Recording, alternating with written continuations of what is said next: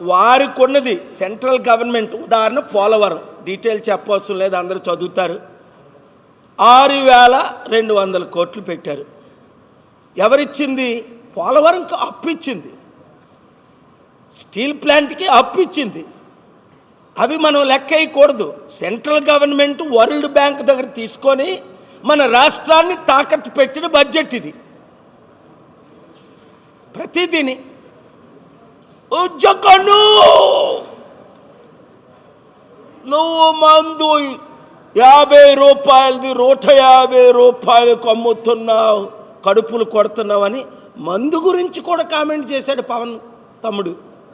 ఇప్పుడు వాళ్ళెంతకు అమ్ముతున్నారు? కల్తీది వాళ్ళకంటే దారుణంగా అమ్ముతున్నారు. ఒక్క మాటేనా 30,000 మంది మహిళలు, చిన్న అమ్మాయిలు మిస్ అయిపోయారు. మేము రాగానే వాళ్ళందరినీ తీసుకొస్తాం అన్నాడు పవన్.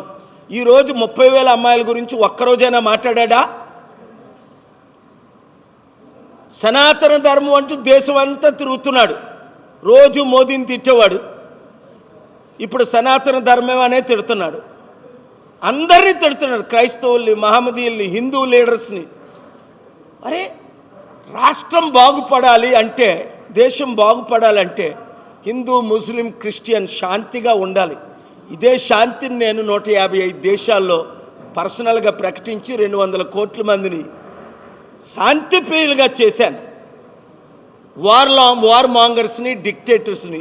ఈయనేమో క్రిస్టియానిటీని, మహమ్మదీయుల్ని, హిందువుల్ని డివైడ్ చేస్తున్నాడు. అలాంటి వారు, అందుకే ఒక అమ్మాయి బాగా ఫైట్ ఇచ్చి ఆయామ్ పవర్ స్టార్ సోల్జర్ అన్న అమ్మాయి, ఈరోజు ఆవిడ మీదే అనేక కేసులు పెట్టారు. చిన్న అమ్మాయి పాపం ఏడుస్తుంది ఆ అమ్మాయి. పవన్ కళ్యాణ్ ఫాలోవర్స్ అందరూ వినండి, మరోసారి కావాలా మీకు? Jagan followers, Pawan Kalyan followers, Chandrababu followers, లోకేష్కి ఎలాగ ఫాలోవర్స్ లేరు. ఇప్పుడైనా వినండి. 7569441275కి మీరు వాట్సాప్ గ్రూపులు పెట్టండి. చూసారా, నన్ను ఓడించాలని ఓడించారు, వాళ్ళు ఓడిపోయారు. రాష్ట్రాన్ని ఓడిస్తున్నారు, దేశాన్ని ఓడిస్తున్నారు. మనం ఆపం. రాజ్యం మందే, అధికారం మందే, మీరు నేను కలిసి పనిచేస్తే. Thank you. అంటే జగన్ అన్న పాయింట్లో మీనింగ్ ఉంది.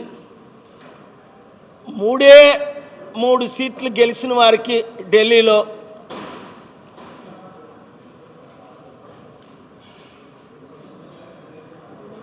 ప్రతిపక్ష హోదా ఇచ్చారు.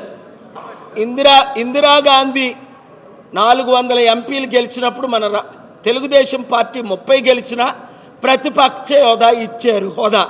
ఆ హోదా మాకు ఇవ్వండి అని ఆయన డిమాండ్ చేయడంలో తప్పు లేదు. మోదీ అజెండా వేరా, చంద్రబాబు నాయుడు అజెండా వేరా, పవన్ కళ్యాణ్ అజెండా అందరికీ తెలుసు. ఇప్పుడే బీజేపీ సెంటర్లో ఓడిపోతే వెంటనే బయటకు వచ్చేస్తాడు పవన్ కళ్యాణే. నేను అన్నాను కదా, నేను ముస్లింని అన్నాను కదా, నేను బీఫ్ తిన్నాను కదా, క్రిస్టియన్, నేను జోర్డన్లో బాప్టిజం తీసుకున్నాను కదా, నా పిల్లల క్రిస్టియన్స్ అన్నాను కదా. వాళ్ళని పరీక్షించడానికే బీజేపీతో నేను చేతులు కలిపాను. అసలు నేను సనాతననే కాదు, నేను సెక్యులర్ని అంటాడు పవన్ కళ్యాణ్. దీన్ని మీరు 3 కోట్ల మందికి వైరల్ చేసుకోండి. ఆ 30 సెకండ్ల బయట అఫీషియల్గా నేను చేసినవన్నీ మీ కళ్ళకు కనబడుతున్నాయి. అందుకే చంద్రబాబు నాయుడు గారు అప్పుడు ముఖ్యమంత్రిగా అనేక సార్లు, ముఖ్యమంత్రి కాకముందు, ముఖ్యమంత్రి అయిన తర్వాత అపోజిషన్ లీడర్గా ఎందుకు వచ్చారు? మోదీ ఎందుకు వచ్చారు నా దగ్గరికి? ఈరోజు మోదీ పవన్ కళ్యాణ్ని 300 మందిలో కలిసి హ్యాండ్ షేక్ ఇచ్చి, నువ్వు బాగున్నావే, నీకు రాజకీయం అనవసరం, నువ్వు హిమాలయాలకు పోరా అంటే ఆయన పొంగిపోతున్నాడు. అప్పుడే కాదు సార్, వచ్చేసారి ఓటమైన తర్వాత, ఓడిపోయిన తర్వాత వెళ్దాం అంటాడు ఈయన.